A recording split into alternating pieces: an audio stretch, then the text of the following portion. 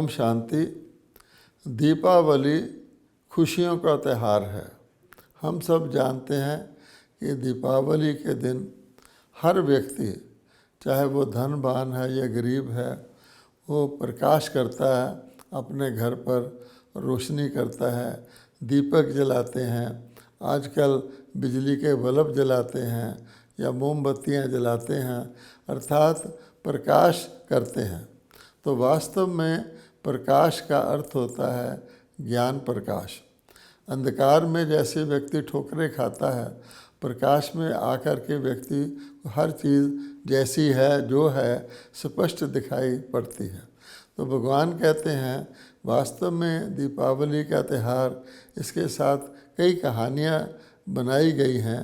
एक तो है उस दिन श्री लक्ष्मी श्री नारायण की ताजपोशी होती है, जो विश्व महाराजन देवी और विश्व महाराजन देवता थे। कोई फिर उसको जोड़ते हैं कि श्री राम रावण को समाप्त करके अयोध्या में वापस आए थे, तो उनकी अयोध्या में वापसी का दिन है।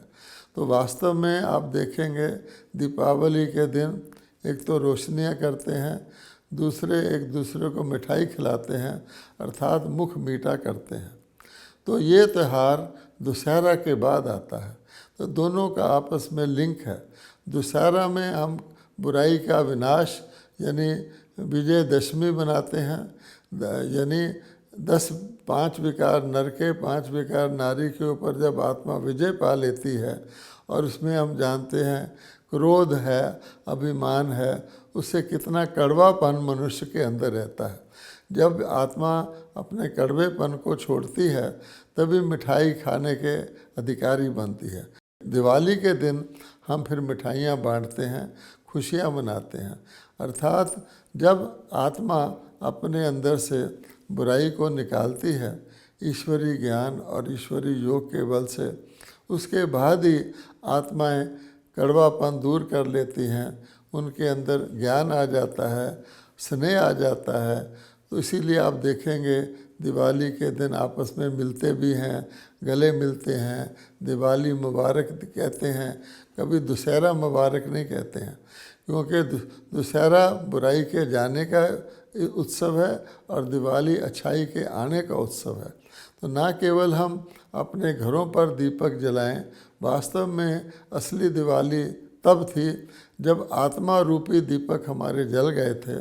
तो भगवान ने कहा था तुम अपने आप को जब से शरीर मानने लगे थे तो तुम हो आत्मा, तभी से तुम्हारे अंदर ये 5 विकार आए थे और तुम दुखी होते गए, दुख तुम्हारा बढ़ता गया, अपने को शरीर मानने के आभास बढ़ता गया।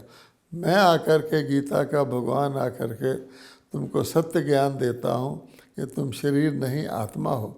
तो जब तुम अपने को आत्मा मान करके आत्मा के अंदर से 5 विकार निकालते हो, तभी सभी आत्माओं की ज्योत जग जाती है।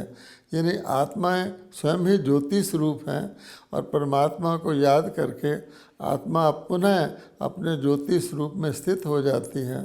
जब सभी आत्माएं अपने ज्योति स्वरूप में स्थित हो जाती हैं, उसको ही सच्ची दिवाली कहते हैं।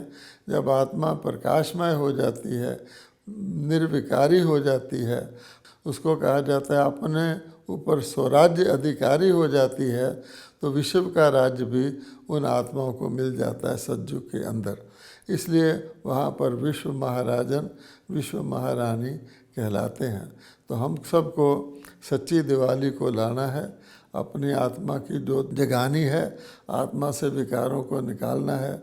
आप देखेंगे आज भी जो दिवाली मनाई जाती है, अगर किसी के घर में शोक होता है, किसी के घर में कोई मृत्यु हो गई होती है, वो दिवाली नहीं मनाता है।